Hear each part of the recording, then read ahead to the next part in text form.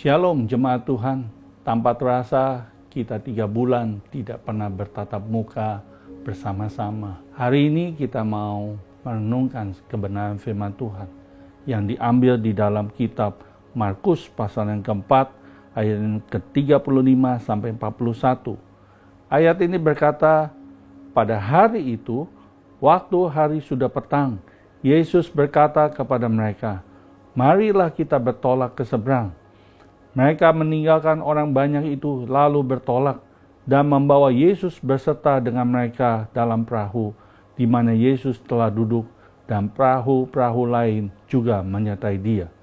Lalu mengamuklah taufan yang sangat dahsyat dan ombak menyembur masuk ke dalam perahu sehingga perahu itu mulai penuh dengan air. Pada waktu itu Yesus sedang tidur di buritan di sebuah tilam. Maka murid-muridnya membangunkan dia dan berkata kepadanya, Guru, engkau tidak peduli kalau kita binasa. Ia pun bangun, menghardik angin itu, dan berkata kepada danau itu, diam, tenanglah. Lalu angin itu reda dan danau itu menjadi teduh sekali. Lalu ia berkata kepada mereka, mengapa begitu takut? Mengapa kamu tidak percaya? Mereka menjadi sangat takut dan berkata kepada yang lain, siapakah gerangan orang ini sehingga angin dan danau pun taat kepadanya? Saudara, mungkin kita sering dengar kisah ini, berkali-kali kita dengar. Tetapi ketika saya merenungkan daripada kisah ini, saya mendapatkan pembelajaran yang luar biasa. Ada 3 hal yang saya pelajari. Yang pertama, saudara, di dalam ayat yang ke-35 dan 37, pada hari itu, hari sudah petang, Yesus berkata kepada mereka, marilah kita bertolak ke seberang. Mereka meninggalkan seorang banyak itu, lalu bertolak dan membawa Yesus berserta dengan mereka dalam perahu, di mana Yesus telah duduk, dan perahu-perahu lain juga menyertai dia. Lalu mengamuklah taufan yang sangat dahsyat dan ombak menyembur masuk ke dalam perahu sehingga perahu itu mulai penuh dengan air. Saat ini kita sedang melihat seluruh dunia sedang mengalami berbagai macam goncangan akibat wabah virus corona yang mempunyai dampak yang luar biasa. Tidak hanya masalah kesehatan dan meninggal saja, tetapi juga turut memberi tekanan sosial dan ekonomi. Dari pembacaan tadi kita belajar 3 hal yang saya dapatkan. Yang pertama, kita harus sadar bahwa orang yang berjalan sesuai dengan kehendak Tuhan bukan berarti bebas dari goncangan atau masalah. Setiap orang tidak terlepas dari masalah. Dalam ayat yang ke-35 sampai ke-37, Yesus mengajak murid-muridnya untuk bertolak ke seberang. Ketika Yesus bersama-sama mereka, terjadilah angin taufan yang dahsyat. Itu menggambarkan apa? Walaupun kita terima Tuhan sebagai Tuhan dan Juru Selamat, kita berjalan di dalam kehendak Tuhan, goncangan tetap ada bersama-sama dengan kita. Kita harus tahu bagaimana sikap kita ketika goncangan itu terjadi di tengah-tengah hidup kita. Apabila kita menghadapi goncangan atau masalah, maka kita harus memiliki cara pandang yang benar. Ada 2 hal yang saya dapatkan cara pandang yang benar. Yang pertama, masalah yang terjadi karena Tuhan mau memakai kita menjadi alat kemuliaannya. Ini kesempatan kita untuk menjadi alatnya, untuk memperbaiki hubungan yang kurang harmonis antara suami dan istri, hubungan antara orang tua dengan anak, hubungan antara relasi bisnis kita. Kita mau belajar menjadi berkat buat mereka sehingga nama Tuhan dimuliakan. Ini juga kesempatan untuk kita memberitakan kabar baik kepada setiap orang bahwa di dalam Tuhan ada pengharapan, di dalam Tuhan ada pertolongan, di dalam Tuhan ada jalan keluar. Kita belajar untuk care kepada anggota komsel yang ada. Kita mempraktekkan apa yang sudah pernah kita dapatkan di dalam firman Tuhan. Yesaya berkata di dalam Yesaya 60 ayat yang pertama berkata, "Bangkitlah, menjadi teranglah, sebab terangmu datang dan kemuliaan Tuhan terbit atasmu. Sebab sesungguhnya kegelapan menutupi bumi dan kekelaman menutupi bangsa-bangsa. Tetapi terang Tuhan terbit atasmu dan kemuliaannya menjadi nyata atasmu. Bangsa-bangsa berduyun-duyun datang kepada terangmu dan raja-raja kepada cahaya yang terbit bagimu." Kita mesti lakukan, kita harus bangkit dan menjadi terang di tengah-tengah lingkungan di mana kita berada. Karena Roh Tuhan di dalam Yesaya 61 ayat 1 berkata, "Roh Tuhan Allah ada padaku, oleh karena Tuhan telah mengurapi aku, Ia telah mengutus aku untuk menyampaikan kabar baik kepada orang-orang sengsara dan merawat orang-orang yang remuk hati, untuk memberitakan pembebasan kepada orang-orang tawanan dan kepada orang-orang yang terkurung kelepasan dari penjara, untuk memberitakan tahun rahmat Tuhan dan hari pembalasan Allah kita, dan untuk menghibur semua orang berkabung." Saudara, kita mau belajar untuk melakukan hal ini. Saya percaya ketika kita lakukan ini, nama Tuhan akan dimuliakan. Yang kedua yang kita belajar lewat masalah goncangan ini adalah kita tahu bahwa Tuhan mau melatih kita untuk percaya. Saudara, dalam ayat yang ke-40 jelas Yesus menegur murid-muridnya karena mereka tidak percaya. Saudara harus tahu ketika kita bersama-sama dengan Yesus, walaupun ada goncangan, kita harus percaya. Kalau kita bersama dengan Yesus, kita tidak akan pernah takut. Kita tidak akan pernah khawatir, karena Dia ada bersama-sama dengan kita. Ada satu firman Tuhan berkata di dalam Mazmur 37 ayat yang ketiga berkata gini, "Percayalah kepada Tuhan dan lakukanlah yang baik. Diamlah di negeri dan berlakulah setia. Dan bergembiralah karena Tuhan, maka Ia akan memberikan kepadamu apa yang diinginkan hatimu. Serahkanlah hidupmu kepada Tuhan dan percayalah kepadanya, dan Ia akan bertindak." Saudara, kita harus belajar percaya dengan segenap hati dan kekuatan kita setiap hari. Kita harus melatih. Masalah ada, tujuannya supaya kita dilatih. Percaya gak sama Tuhan? Percaya gak bahwa Tuhan bisa menolong kita? Percaya gak bahwa di dalam Tuhan ada pengharapan? Percaya gak di dalam Tuhan ada penghiburan? Kita harus belajar percaya. Ada satu lagu yang saya ingat. Lagu ini berkata gini, "Tuhan menetapkan langkah-langkah orang yang hidupnya berkenan kepadanya. Apabila ia jatuh, tak sampai tergeletak, sebab Tuhan menopang tangannya." Kita percaya di dalam Mazmur pasal 37 ayat 23 dan 24 berkata, Tuhan menetapkan langkah-langkah orang yang percaya. Dan Dia tidak akan pernah membiarkan kita jatuh sampai tergeletak. Dan Dia tepat menolong kita pada waktunya. Saudara harus percaya kalau masalah hari ini goncangan terjadi, saudara harus percaya sama Tuhan bahwa Dia adalah sumber segala-galanya buat hidup kita. Yang kedua, kita belajar, milikilah sikap hati yang benar. Saudara, murid-murid Tuhan tidak punya sikap hati yang benar. Ketika ada badai, dia ragu akan Tuhan. Dia lebih banyak menyalahkan Tuhan. Adam mempunyai respon negatif ketika Tuhan bertanya kepada dia, mengapa ia memakan buah yang Tuhan larang? Ia dengan lantang menyalahkan Tuhan dan istrinya. Bukankah itu tidak baik? Seringkali ketika kita punya respon negatif, kita menyalahkan situasi, orang kadang-kadang di tengah-tengah kehidupan kita. Beda dengan Ayub. Ayub yang mengalami goncangan yang begitu besar di dalam kehidupannya, di mana anak-anaknya meninggal, hartanya habis, dia mengalami penyakit, istrinya mencemooh di dalam kehidupannya.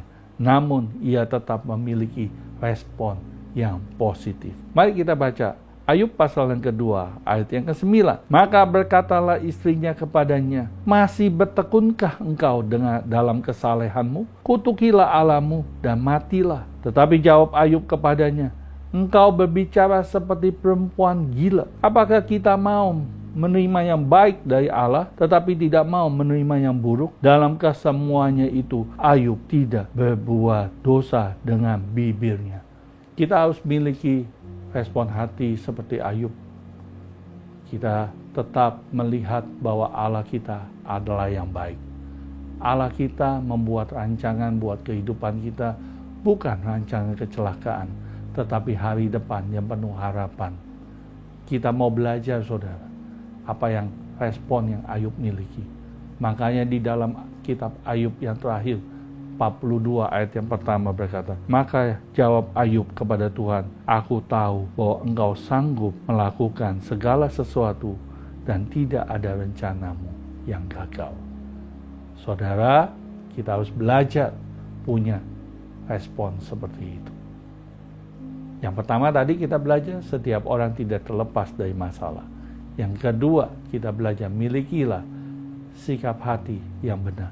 Yang ketiga, kita harus tanam dalam hati dan pikiran kita bahwa kuasa Tuhan tidak pernah berubah dari dulu, sekarang, dan selamanya. Kuasanya selalu menyertai hidup kita. Makanya di dalam ayat yang ke-39, ketika muridnya membangunkan Yesus menghadik angin itu, dan angin itu menjadi reda, dan danau itu menjadi teduh. Saya percaya ketika badai yang hari ini terjadi di tengah-tengah kehidupan kita, mungkin badai ekonomi, mungkin badai sakit penyakit, pekerjaan kita, bisnis kita. Saya percaya kalau kita tanam bahwa ada kuasa Tuhan yang bisa mengalahkan segala-galanya, kita bisa menghadapi bersama-sama dengan Tuhan, dan kita akan mengalami kemenangan lepas kemenangan. Kita akan tetap kuat menghadapi goncangan. Mari kita mau mendengarkan sebuah kesaksian bagaimana seorang ibu ketika menghadapi pandemi corona ini, dia tetap berkarya di dalam Tuhan. Shalom saudara-saudara yang terkasih di dalam Tuhan. Hari-hari ini kita semua mengalami hal-hal yang di luar daripada kebiasaan kita sehari-hari. Tidak terkecuali juga dengan saya. Saya awal-awal waktu ketika mengalami masa-masa pandemi COVID-19 ini, 2 minggu pertama saya mengalami stres, di mana setiap malam saya tidak bisa tidur, kepala saya sakit, asam lambung saya naik. Saya tidak tahu apa yang harus saya lakukan, karena kondisi semua keadaan yang begitu merubah dari kebiasaan sehari-hari kehidupan saya. Saat itu saya cuma hanya dapat merenung dan berpikir, Tuhan, apa yang bisa saya lakukan dalam kondisi seperti ini? Tiba-tiba Tuhan mengingatkan saya dengan tetangga saya yang di sebelah. Di dalam kesibukan kami sehari-hari, kami seperti biasa melakukan say hello dengan dia. Tapi Tuhan mengingatkan cukup keras. Tuhan bilang dengan dia dalam hati saya, Tuhan sampaikan, ayo apa yang bisa kamu lakukan untuk dia? Dan ketika itu saya ingat bahwa keluarga ini, istrinya bekerja, suaminya yang setiap harinya hanya makan di luar. Saya membayangkan bagaimana keadaan hari ini ketika istrinya yang di rumah dan suaminya yang tidak bisa keluar untuk membeli makanan. Nah, dari situ timbul di hati saya, apa yang bisa saya lakukan? Kebenaran saya memang suka dengan memasak. Nah, dari situlah timbul ide saya untuk saya bisa membangun relasi kembali dengan tetangga saya. Saya mulai memasak makanan lebih banyak dan saya mulai berbagi dengan dia. Dan dari situ saya merasakan bahwa Tuhan itu mau saya melakukan lebih lagi daripada apa yang sudah saya lakukan. Yang puji Tuhannya, saya rasakan tetangga saya itu mengatakan bersyukur dengan apa yang sudah saya berikan. Dia bisa merasakan kasih Tuhan dari apa yang saya lakukan terhadap dia. Mulai dari situ hubungan kami mulai setiap hari kita bisa bersapa, kami bisa bertukar makanan, atau ketika kami beli apa, kita bisa memberikan, dia beri apa pun dia bisa memberikan kepada kami. Dan saya bersyukur juga di tengah-tengah kondisi yang ada hari ini, saya bisa melakukan bagian saya untuk berbagi dengan orang-orang di sekeliling saya. Tidak cukup hanya di situ saja. Ketika itu saya juga berpikir lagi, apalagi Tuhan yang bisa saya lakukan. Tuhan mulai banyak berbicara. Tuhan bilang, ayo lebih luas lagi. Mungkin dengan teman-teman di sekeliling, teman komsel, saudara, orang tua, itu bisa kamu lakukan. Saya mulai pelan-pelan saya juga lakukan hal itu. Dan saya juga tidak puas hanya itu lagi. Apalagi saya tanya Tuhan, apalagi yang bisa saya lakukan untuk saya bisa memuliakan namamu melewati keadaan kondisi seperti ini. Saya tidak bisa menerima hanya saya berdiam diri, hanya memikirkan hal-hal yang negatif, tapi saya mau melakukan hal-hal yang positif. Ketika itu Tuhan cuma berbicara dengan saya, ayo bangun sesama daripada teman-temanmu di tengah-tengah komunitas. Akhirnya saya punya ide, akhirnya saya coba hubungin teman-teman melalui WA call, mulai dari kita berempat, kita mulai coba membangun dan kita mulai berbagi. Saya pertanyakan satu demi satu daripada teman-teman kami apa yang menjadi pergumulan mereka, dan kami mulai belajar membahas daripada setiap masalah-masalah. Dan di situ kami juga bisa saling mendoakan, saling menguatkan satu dengan lain. Saya bersyukur ada teman-teman juga di sekeliling kami yang bisa saling juga menguatkan di dalam kondisi saya yang saat itu terpuruk.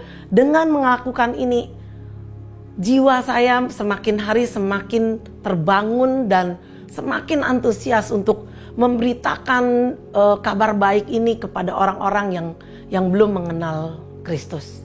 Mari saudara-saudara yang terkasih di dalam Tuhan, hari ini kita belajar.